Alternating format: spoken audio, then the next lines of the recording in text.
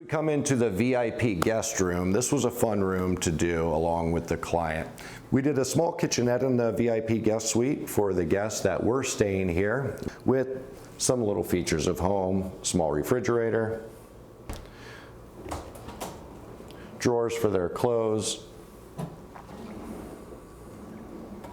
as well as coffee mugs and your K-cups.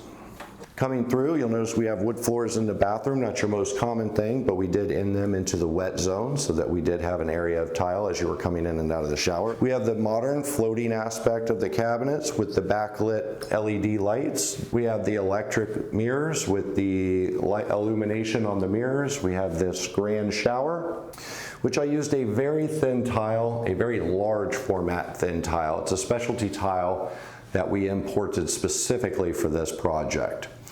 As you stand in this shower space for any given time, things start to move. The floors, the walls, everything starts to take on the light and the bending of the small micro dots within the tile, which gives an illusion of movement as you're standing still.